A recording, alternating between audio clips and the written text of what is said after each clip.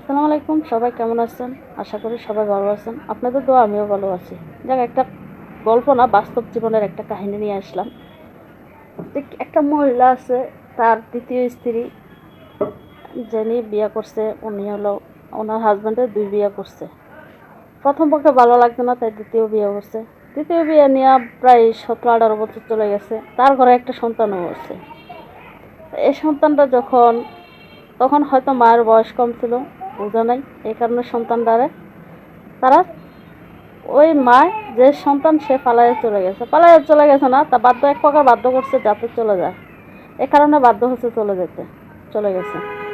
তো ছেলে যখন 11 মাসের বয়স, তখন ছেলে তো মোটামুটি সব কিছু, মা বুকের দুধ না খাওয়াইলে রাখতে পারে, তাই মোটামুটি বুকের দুধ আর খাওয়ানো লাগে নাই, তাই স্যারেলেক্স আছে ওগুলো খাওয়াইছে, ডিপার দুধ।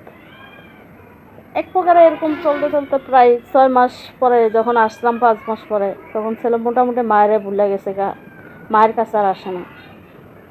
অনেকেরা বলছি না, আমার ছেলে ঠিকই আসবে, ছেলে হয়তো মাকে বলবুচ্ছে, একসময় তো যাইতেই পারে।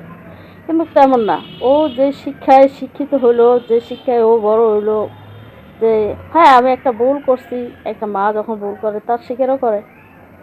আজকে ওরা এমন শিক্ষা দিছে যাতে ও বাধ্য হয় আমার কাছ থেকে দূরে যেতে। ও নিজে একজন মা হইয়া ও অন্যের কথা ধরে পরে কি মারে মা বলতে ওর ঘৃণা লাগে। তাহলে আপনারা বলেন, এখানে কি থাকা কি উচিত?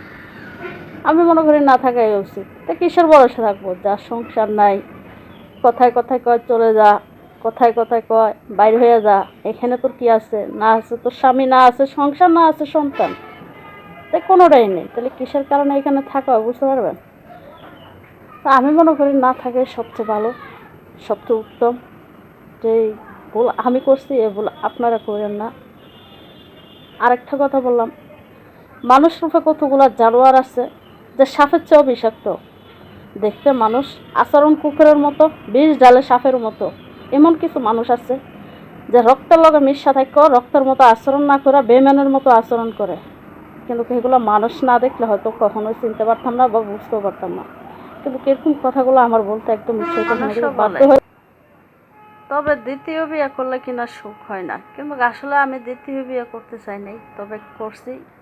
আমার হাজব্যান্ড আমাকে বাধ্য করছে, তাই আমি করছি। আমি চলেও যেতে চাইছি, কিন্তু উনি এখন দিচ্ছে না তখন আমাকে যাইতে। কিন্তু এখন কথায় কথা বারবার উনি বলে আমি যাতে চলে যাই।